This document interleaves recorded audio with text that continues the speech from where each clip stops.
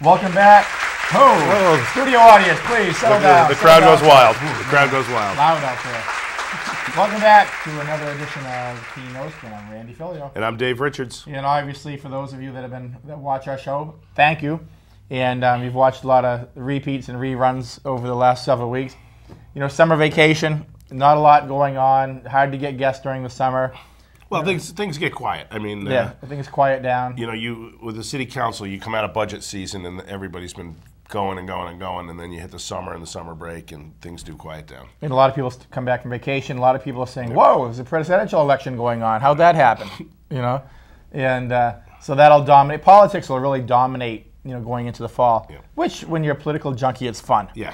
You know, whether you even like or dislike a candidate, it's still fun watching them spend about $10 billion just beating on each other. But yeah, some of the ads are pretty cool. Yeah, yeah. So anyhow, you know, welcome back. One thing we will point out, if you haven't already noticed, that our show now is going to be Friday evenings from 8 to 9. All right, yep. You know, it was on Thursdays. Now it's Friday evenings, 8 till 9. So hopefully it gives us another day to kind of update the news. And, and it gets us after the council and committee meetings, so we report on it rather than speculating what's going to happen. Right, so. we'll have answers of what's gone on for the week, and we can give you conclusions. Absolutely. And as far as it repeats 3 or 4 more times during the week, and just you know, check the local listings or go to CheshireTV.org, and you can find out what other times we're on. Or you can watch us on YouTube. Yes, you can, and they've been pretty good about getting it right up there. Yep. So usually the day after that we do the show, it's uploaded to YouTube, so you can do it that way also. So no excuse not to watch us. You can catch us anywhere.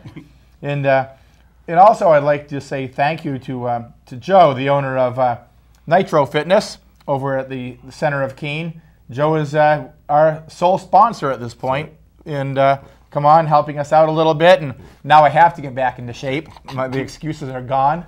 And you know, if any of you out there that you know, own a business and you'd like to talk about being a sponsor, Dave and I are flexible. We are. You know, we'll work on anything. We can make a deal. Yes, we can. So anyhow, and also congratulations to my partner in crime sitting beside me, who has been moved up to the chairman of the Planning, Licenses, and Development Committee of the Keene City Council. Thank you. It's a lot of work. It's you know, it's a big honor. I think the mayor's doing a terrific job. There's the crowd. They're just going wild. Thank you. Yep. I think the mayor's doing a great job, and I really hope I can represent him well on the planning committee. Yep. So you know, now, boy, the buck really stops over here now. Absolutely. Yeah. It's you know, it is different, because I know when I first get promoted to chair the finance committee. You don't realize, as a committee member, you know the work that goes on, but it is different when you're the chair. It is. Because one half of your brain is thinking about the issue that you're talking about, and then the other half is moderating the meeting. Yeah, and you really change into, you have your vote, you have your say, but, you know, particularly with me anyways, I really see it more as a moderator role. Kind of a mini-mayor, in a way. In a little bit. It is, and you know, you want to. In your case, not too many, but no. But you're, you know, you're wrangling the crowd. You're trying to make sure everybody gets their say without things going, you know, in the wrong direction or people repeating themselves over. Exactly. And what I like to try to do is I like to try to ask a lot of questions and let staff come back to me. That way, you try to help inform everybody.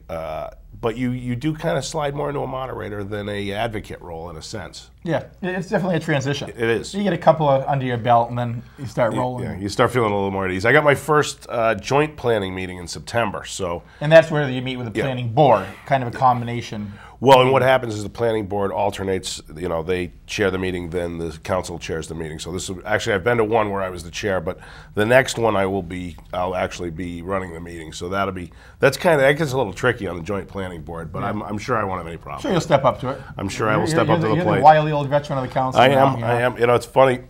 I was the most senior continuous running city councilor. I've been on for 13 years, and I was also the youngest. So I thought that was fun. And then we brought Rob on, and Rob O'Connell, and he's younger than me. Yep. So I'm no longer the kid on the council. Yep. You know, congrats to Rob O'Connor. Yep. It's funny. Rob used to be a Keene police officer. Yep. He went to work for the Liquor Commission, and he's probably the only honest guy the commission has ever hired. And that's and being said, you know, he wound up leaving there since he was probably the only honest guy that worked for them, and he wound up going to work for the Swansea Police Department. Yep. And he was the liaison officer for Monadnock Regional till they eliminated the position. But Rob lives in the area. Yep. Is, like I said, he's still a Swansea police officer and Keene City Councilor, and Rob will be very good because he's kind of seen it from all. Yeah, I think he's going to do fine. I guess if we bring up Rob, we have to bring up Dave Coran. I was going to bring him up next, but since you already did, who also two new city councilors, which is a lot of new city councilors this year. But Dave's got a lot of experience. He's been on the planning committee for 2.5 years now, I think. Right. Very well thought out man. Real pragmatist. I mean, he really takes every issue apart. Takes his time.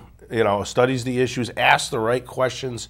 I mean, he was asking questions at his first council meeting, and that you usually don't see. And the questions he was asking were very pertinent, very smart. I think he's going to make a great city councilor. No, I think him and Rob both going to do well. Yep. In both. And I watched a couple of the initial meetings on on Cheshire TV, especially when Rob got appointed, and. Yeah, and of course, having been there for so long, when I watch it, I'm always watching how a new council is going to react and what are they going to say. And I thought they both just did a great job. When the camera was on them, you could tell they were really concentrating. Because when you're a new councilor like that, and when you first get elected, when you get there, it's a whole new ballgame. It is, and you're voting right now. You may not even know what's coming up that you're voting on. In a lot of cases, you don't, because these are ongoing issues. It's called speed reading. It is, and you got to think on your feet. You got to be ready to rumble. Absolutely. So both of them, congrats to both, and let's say thanks to the other people who ran as well. Anybody that gets up and runs. Anybody who puts their name in, you show that you care. I joke about this. The two toughest votes you really make on council, right, are water and sewer abatements and electing a new councilor, because you're looking that person right in the eye and you're saying, I'm picking you, and there's somebody right here you're not picking, or you're saying, I can't give you that abatement, I'm sorry. Yeah. Those are, there's much more convoluted and difficult ones, but when you're, that's really on the personal level. It's very much on a personal level. It's when the rubber hits the road, and it's tough. And we had some very good candidates this time around. Very hard decisions to make between who we were going to pick and not pick. Absolutely, that's the most difficult thing on the city council. You get a lot of major issues like building fire stations or police stations or road reconstructions. Big money ticket items that come along. And of course, you struggle with that based on what can we afford? Yeah. Is the federal government going to kick in? All those things. The cost benefits and all the equations you go through. But when you get down to the individual person, like you said, the water abatement where somebody's in front of you with their wallet in their hand saying, I can't afford. Yeah. Those get personal, and those are hard. It's very difficult. Out of everything you do on council, those are the things. Absolutely. Personal. It's personal, and in this case, we had some very good candidates running against the two gentlemen who did finally get on council. Very qualified, experienced. They were. There was an exception. There was one candidate that probably should have just stayed home. But for the most part, you are correct. Most of the times, they're viable candidates. Once in a while, you'll get a wingnut that just wants to put their name in. But for the most part. We had some real good people. It was really tough this time out. Right. So, but at least for run again. Run again. Those viable ones that really wanted to get there and do a good job. There's openings. Do it again. There's openings every cycle. Somebody steps down. Next year. Starts all over again. Start attending the meetings. Make sure you're up on the facts. And good point, Dave. Start attending the meetings. Show you're serious. Yeah. Don't show up at the 11th hour and say I want to be a counselor. Right. That way you can you do hit the ground running rather than speed reading. That's right.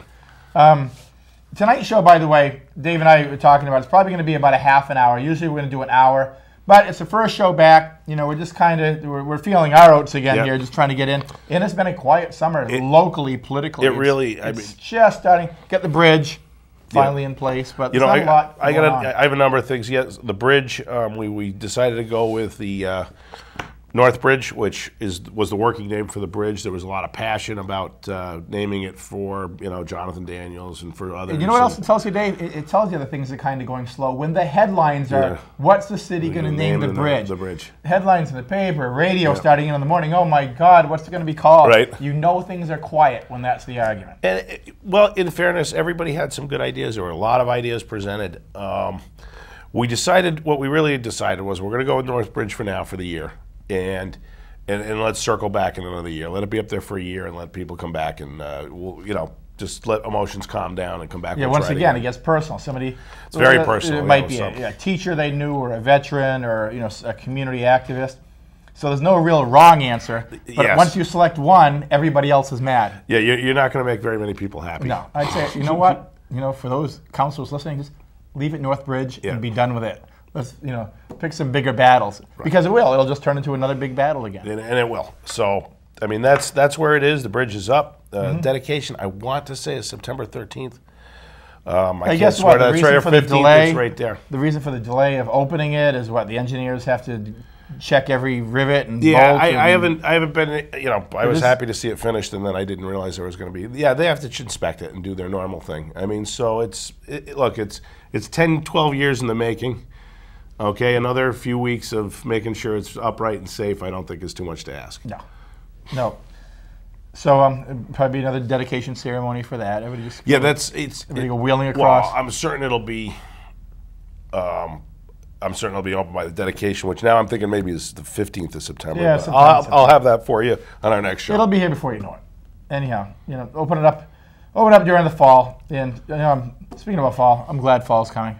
I mean, I like summer just because it's not winter, but I love the fall the best. But football. Yeah, Dave and I being our wait. football fanatics. Cannot wait. Here.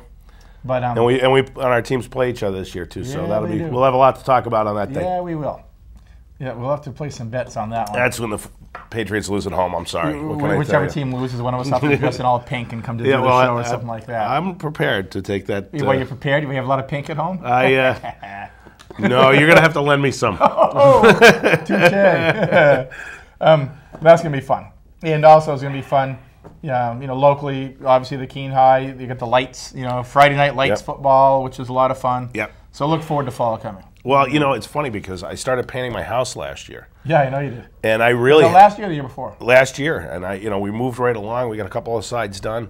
I haven't been able to do anything this year because of the... Humidity? Well, it went from pouring rain to nuclear hot. I mean, you can't... Once it's over 80 degrees, you really shouldn't paint a house because the paint dries so quickly it doesn't adhere. So I'm just waiting for like a 70-degree week so I can get out there and get scraping and going on it again. But I don't know. I just hope we don't go into fall and it goes from nuclear hot to rain and snow all at once. I mean, I'd like to get a couple more sections that's done. I don't really want a checkerboard house. Well, Dave, being a friend that I am, when you're getting ready to paint the house, I'm busy that day. Yeah. You're saying you don't like going 25 feet up on ladders? I don't mind going up ladders. I just don't like going up ladders with a paintbrush. I hate painting and wallpapering. Well, I don't mind. I don't mind the painting. It's the work that you have to do to get to the painting when you're fixing the clapboards and doing all that stuff. So that's the real work. So if we get any painters out there that want to be a sponsor, hey, right. Paint the front of your house and we'll promote your name all the time. That sounds like a deal to me. Does that work? Yeah. Okay. You got to do the high parts. Yeah. Okay, you got to do the 25-foot peaks. Yeah. Good. Anyhow, we'll advertise for you all. I want to be straight up front, all right? Because I'll do the rest, but you're gonna. It's a ways up.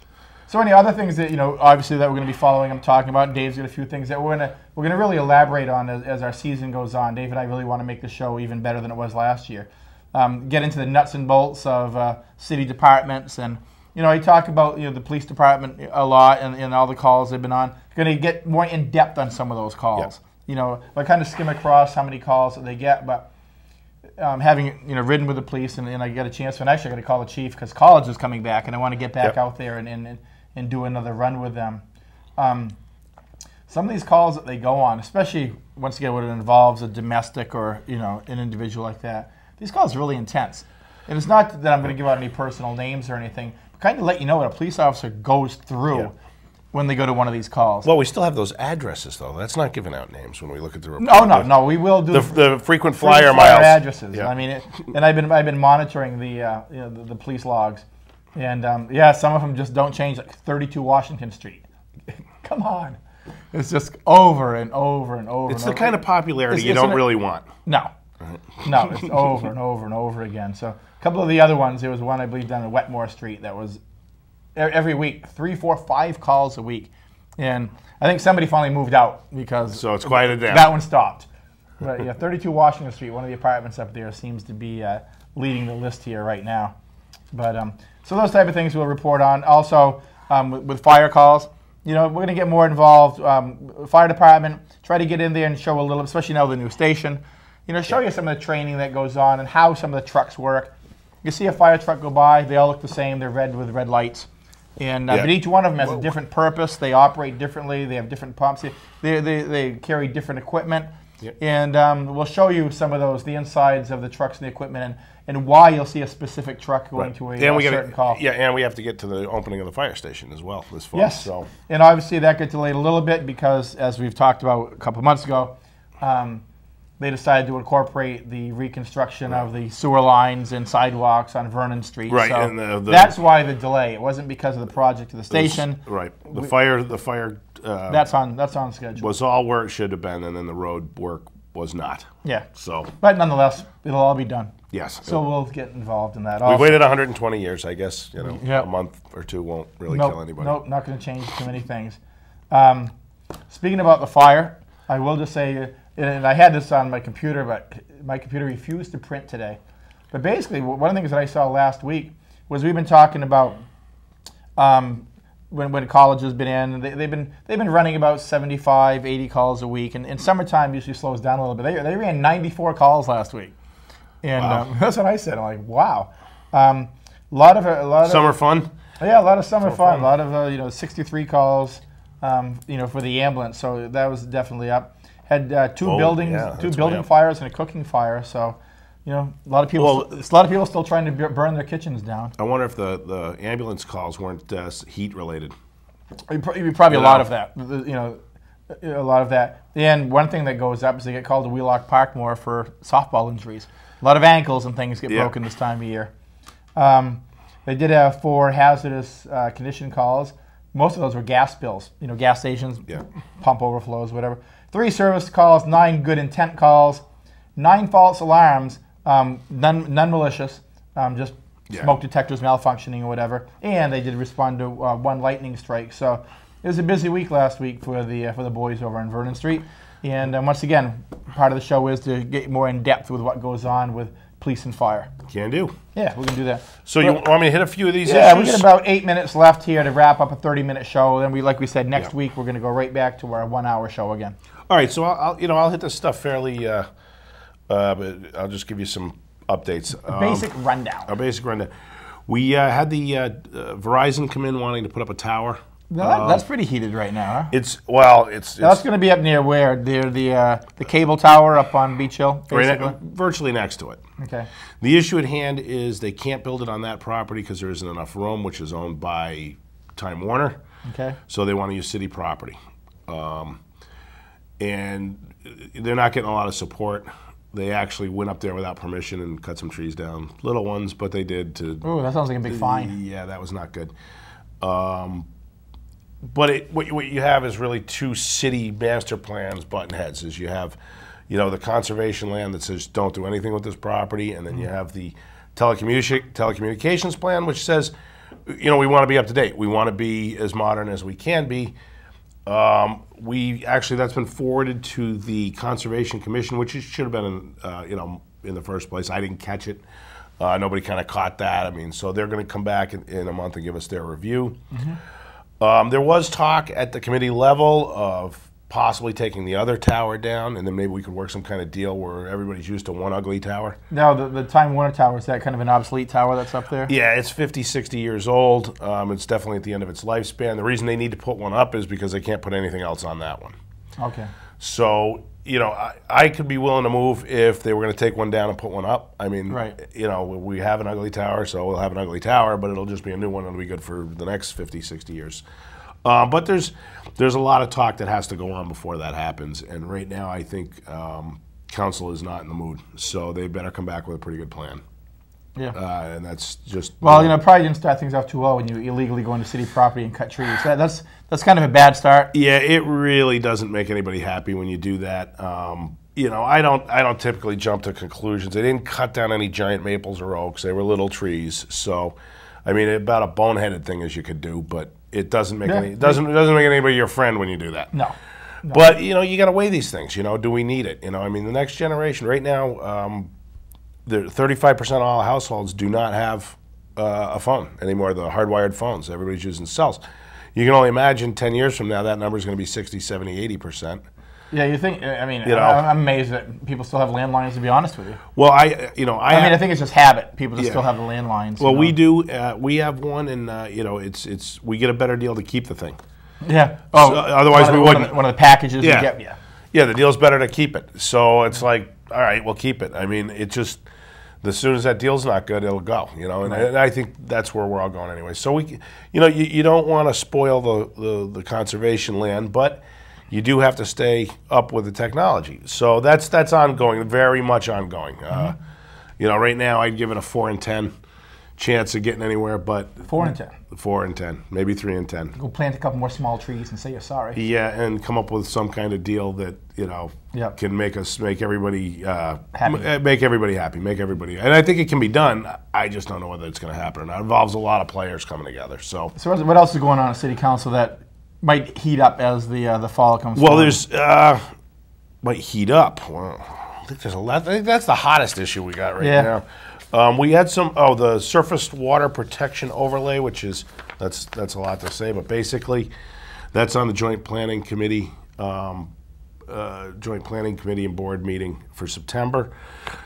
Basically saying, setting up a regulation where you can't build so close to waterways. Personally, it needs a lot more work. We gave them a litany of questions at the July meeting, and they're going to come back in September with answers for all of these, and hopefully I can get to meet with them all ahead of time, so I'm kind of in the loop before we sit down. But there's a lot of questions on this. Some of these restrictions, to me, I need them explained to me because I don't think they make a lot of sense. Some do, some don't. I mean, it's going to wind up primarily focusing in the rural areas where there isn't much pollution, right? From what I can see, and we're waiting for these answers. So and then it gives you a lot more ability to build next to waterways in the city where there is. You have to, where there is the pollution. So I'm waiting to see. I applaud you guys for taking your time, because actually it is a long time ago, back when I was on council, that this was initially brought up. And sometimes it seems simple on paper, but then you hear the opposing sides, and it's like, whoa, wait a second, this is not a simple process at all. This really affects. Well, you're absolutely gonna affect people's property values if you tell them they can't build near streams and whatever. So, and we don't know how many properties that affects. I mean, and it's got to affect a lot because Keene's a swamp. There's a lot of streams out there. Yeah. There's just a lot of unanswered questions. I'll keep you up. I'll keep the viewers updated. The next meeting in September, which I think it's the 13th. I don't have my calendar in front of me. It's usually the second Monday of the month. We'll have a lot of answers. That's going to be a long meeting. It was funny because it was discussed that hopefully we'll be able to wrap it up. And the more I think about it, I really doubt it. I think we're going to have another meeting on it because, I mean, right now you only have a few hours, and there was a typewritten page full of questions to go through. So I don't know how we're going to do that in a couple hours. And I'm going to talk with Abigail, who's the chair of the planning board, and. One thing I really don't like on city council meetings is when we go past 10 o'clock at night. Yeah. And it isn't because I got to get home. The brain shuts down. Because most people have been at work all day. You've been at work all day, and now you get, you have dinner, and you spend some time with your family. You get to the meeting at 7, and then you're there till 10. And the truth is, people are not at their best.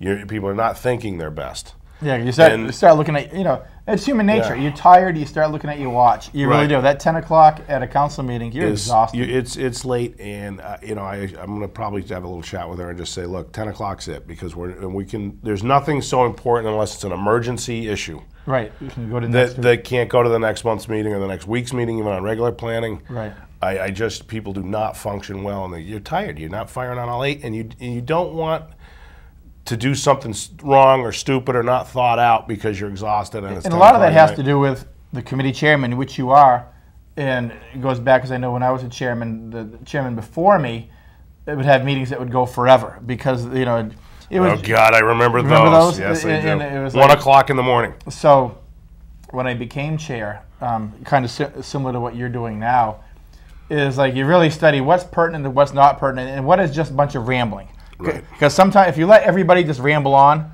everybody will ramble on. Well, you know, and you have to really kind of decide, is this pertinent or is this just grandstanding? It's very much a balancing act, and you know, even grandstanding's okay if it's a new item, if it's a new thought, if it's a new thing. Right. When you have the busy, you know, the hot button issues where the room gets full of people, what I try to do is say, you know, bear in mind, if somebody makes the comment you wanted to make, you know, everybody's allowed to speak, but please don't. Because hearing the same thing is not going to change anybody's opinion. If you've made your point, you know, let's try to get through this once. And, you know, and then the other thing you really have to do is stay on topic. And that's easy to get away from if you're not paying attention. Absolutely. So, well, we have gone about a half an hour here now. Oh, wow. And yeah, that was a quick little half hour. But you know, Dave and I, we're just like everybody, you know, back in the political part of it. You know, we're going to be a lot to talk about. Though a lot going on in the city. Yep. A lot going on in the state. Huge elections this year for the state. Huge. And of course, that little old presidential election going on.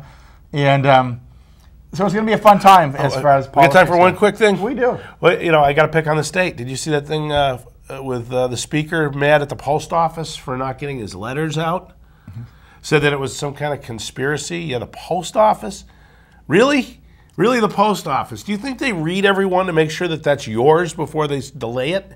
Come on, what a clown. I mean, get over it. Yeah, hopefully his time is done. Yeah, it's hard to imagine that rational people will vote for that guy again. Absolutely.